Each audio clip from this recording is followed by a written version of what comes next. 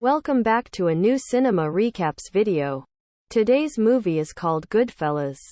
The film opens with three men driving in their car late at night on a highway. In the car are Henry Hill, Jimmy Conway, and Tommy DeVito. Jimmy and Tommy are asleep when Henry hears a loud thumping noise.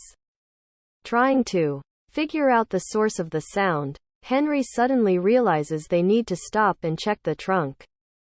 When they open it, we see a beaten man wrapped in several bloody tablecloths. An enraged Tommy stabs the man several times with a kitchen knife and Jimmy shoots him 4 times with a revolver. Henry slams the trunk lid shut and we hear a voiceover say in quote, "As far back as I can remember, I always wanted to be a gangster." End quote. We now go back several decades to see the events that will lead up to this scene. In the 1950s, young Henry Hill idolizes the Lucchese crime family gangsters.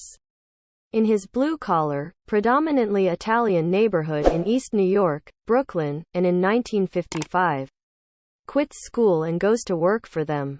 The local mob capo, Paulie Cicero and Paulie's close associate Jimmy Conway help cultivate Henry's criminal career. Henry is teamed up with the young Tommy and the two sell cartons of cigarettes, given to them by Jimmy, to employees of a local factory, a crossing guard and some cops. While selling them, 2 detectives show up and confiscate the money and the load, arresting Henry. Tommy slinks away to tell Tutty, Paulie's brother. Henry goes to court and is given a slap on the wrist.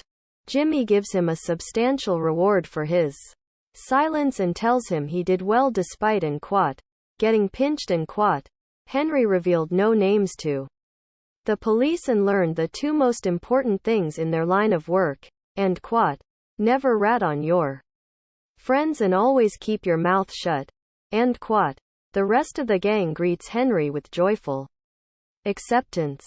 As adults, Henry and Tommy conspire with Conway to steal much of the billions of dollars of cargo passing through John F. Kennedy International Airport.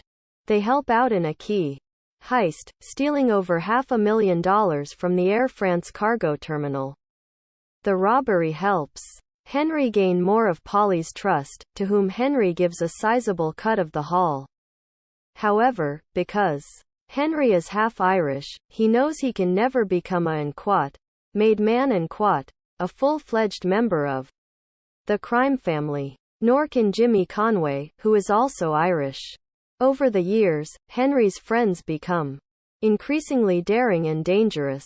Conway loves hijacking trucks, and Tommy has an explosive temper and a psychotic need to prove himself through violence. At one point, he humiliates an innocent and unarmed young waiter and Spider and asking Spider to dance a la the Oklahoma Kid, then shooting him in the foot.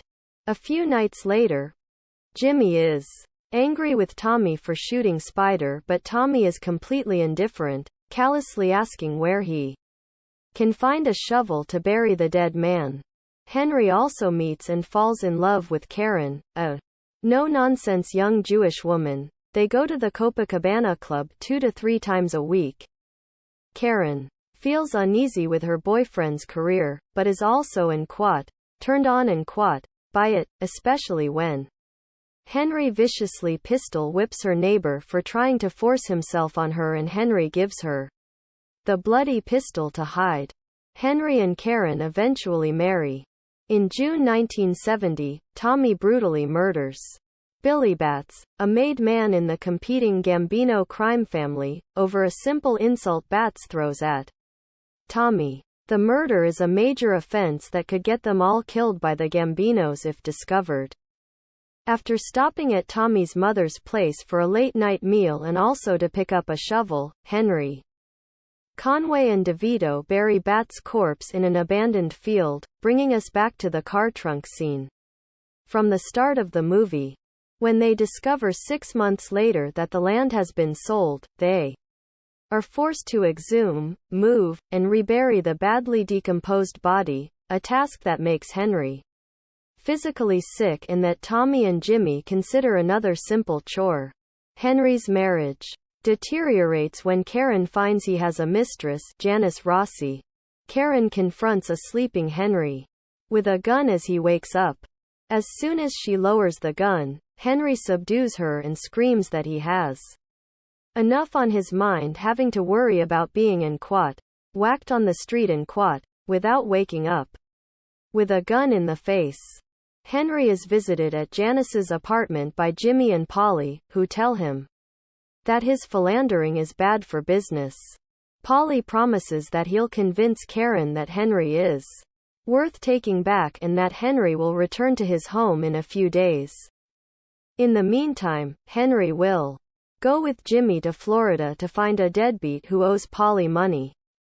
After beating and dangling the debt-ridden Florida gambler over a lion cage at the Lowry Park Zoo in Tampa, Henry and Jimmy are caught and sent to prison for 4 years because the guy's sister was a typist for the FBI. There, Henry deals drugs to the other prisoners to keep afloat and to support his family, and, when he returns to them, he has a lucrative drug connection in Pittsburgh. Polly warns Henry against dealing drugs, since mob bosses can get hefty prison sentences if their men are running drugs behind their back. Henry ignores Polly's order and involves Tommy and Jimmy as well as Karen in his new mistress, Sandy, in an elaborate cocaine smuggling operation.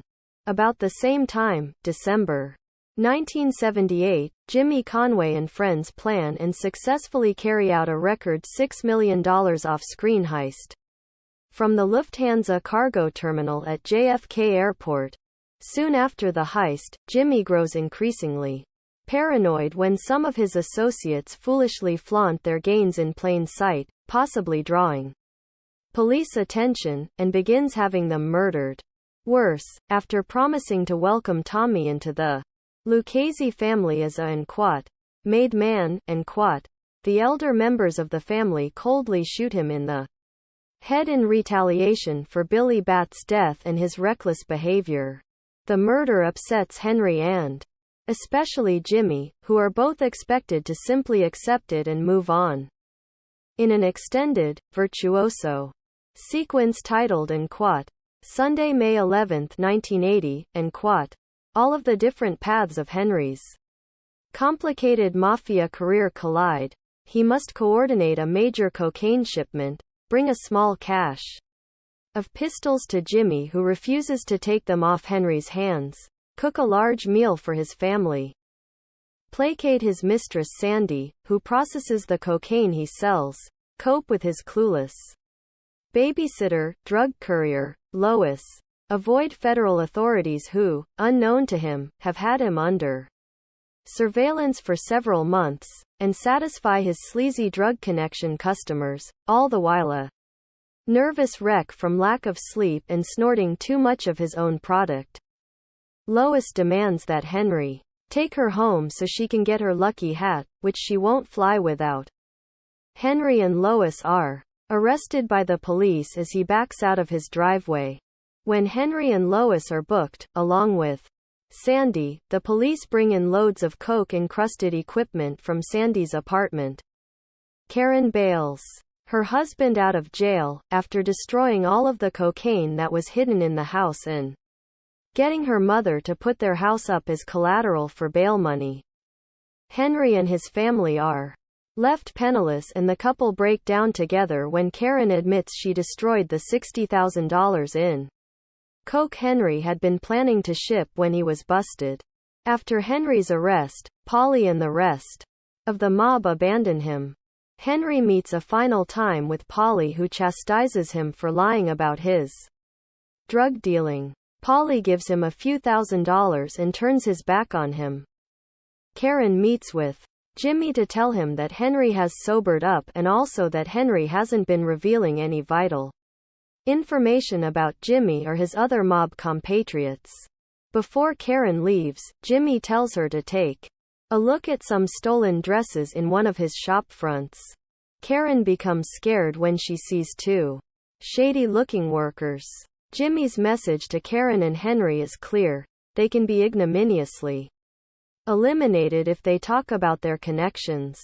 Convinced that he and his family are marked for death, Henry decides to become an informant for the FBI. He and his family enter the federal witness protection program, disappearing into anonymity to save their lives, but not before he testifies against Polly and Jimmy in court.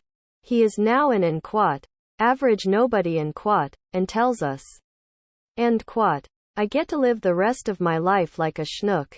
End quote. The movie's quick final shot is of Tommy firing a pistol directly into the camera, a tribute to the final shot of the Great Train robbery, hinting that Henry will never fully leave a life of crime.